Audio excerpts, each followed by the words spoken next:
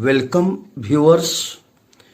आज का topic biological factors of personality development है। जीवन में पर्सनालिटी डेवलपमेंट का भूमिका महत्वपूर्ण है। पर्सनालिटी डेवलपमेंट अचानक नहीं होता, बल्कि धीरे धीरे होता है। जिस कैरेक्टर को बच्चा अपने पूर्वजों से इनहेरिट करता है, वही कैरेक्टर पर्सनालिटी में ग्रेजुअली विकसित होता रहता है। इस प्रकार इन्फेंसी एवं चाइल्डहुड स्टेज में पर्सनालिटी डेवलपमेंट एवं डायनेमिक ऑर्गेनाइजेशन का तीव्र प्रभाव देखा गया है।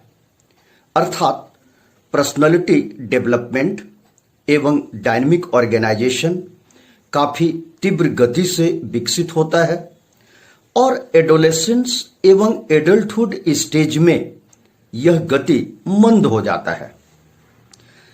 लेकिन प्राइमरी स्टेज के पर्सनालिटी डेवलपमेंट एवं डायनेमिक ऑर्गेनाइजेशन का प्रभाव सेकेंडरी स्टेज के पर्सनालिटी डेवलपमेंट पर देखा जाता है।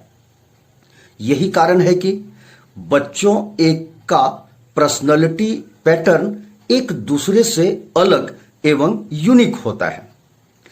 बच्चों का फिजिकल स्ट्रक्चर भी माता पिता के फिजिकल स्ट्रक्चर पर डिपेंड करता है।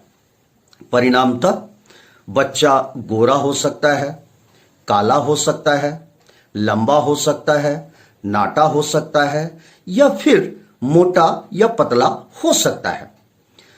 और इसका मुख्य कारण हेरिडिटी है। माता पिता के इंटेलिजेंस का गहरा प्रभाव बच्चों के इंटेलिजेंस पर देखा जाता है। इंटेलिजेंस पर्सनालिटी डेवलपमेंट को पॉजिटिवली इन्फ्लुएंस करता है। यही कारण है कि इंटेलिजेंट बच्चों में मंद बच्चों के अपेक्षा feeling of superiority, will power, self confidence, creative thinking, problem solving ability, decision making ability, insight एवं अंडरस्टैंडिंग अधिक विकसित होता है। इस प्रकार व्यूअर्स, नर्वस सिस्टम की भूमिका भी पर्सनालिटी डेवलपमेंट में देखा गया है। जिन बच्चों का ऑटोनॉमिक नर्वस सिस्टम एवं सेंट्रल नर्वस सिस्टम कॉम्प्लेक्स होता है, उनमें इंटेलेक्चुअल एवं एडजस्टमेंटल एबिलिटी अधिक होती है।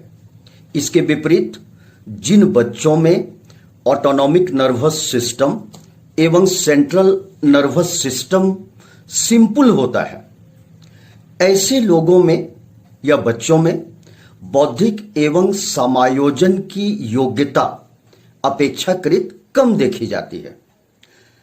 जिन बच्चों और व्यक्तियों में सिंपैथेटिक सिस्टम की प्रधानता होती है, वो फील्ड डिपेंडेंट होते हैं और जिनमें पारा सिंपैथेटिक सिस्टम की प्रधानता होती है, वो फील्ड इंडिपेंडेंट होते हैं।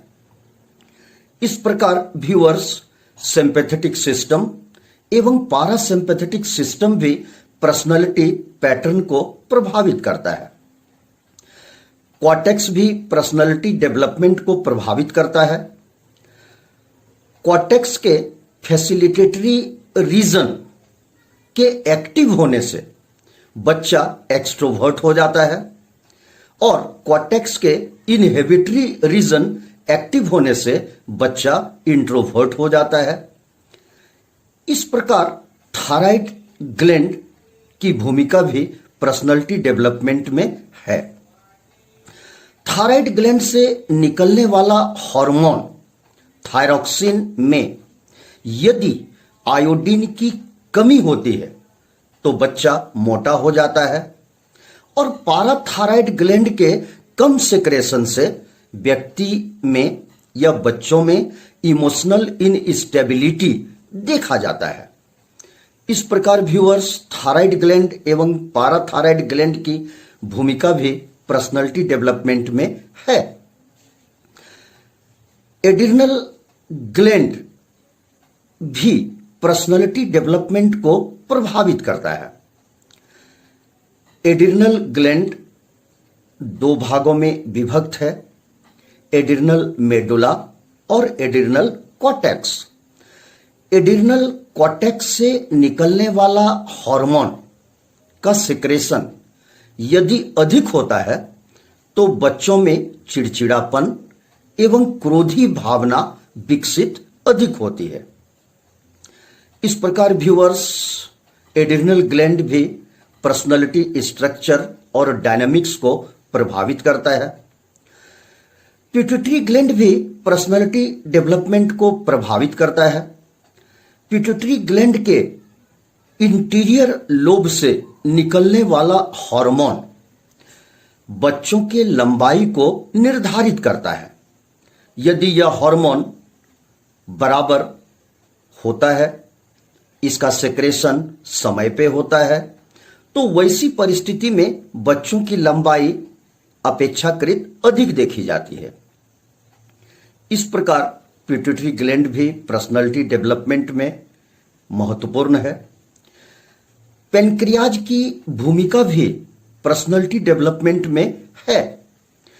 पैनक्रियाज के बीटा सेल से निकलने वाले हार्मोन का सेक्रेशन यदि कम होता है तो वैसे परिस्थिति में एंजाइटी, इल्यूजन, हेल्यूसिनेशन विकसित हो सकता है। इस प्रकार व्यूअर्स बायोलॉजिकल फैक्टर का लगभग 60% भूमिका पर्सनालिटी डेवलपमेंट में है, लेकिन हीलिंग या काउंसलिंग के माध्यम से बायोलॉजिकल फैक्टर के नकारात्मक प्रभाव को काफी हद तक कम किया जा सकता है। Thank you viewers. यदि इस संबंध में कोई प्रश्न हो तो आप कमेंट के माध्यम से पूछ सकते हैं। चैनल सब्सक्राइब करें, लाइक करें और शेयर करें।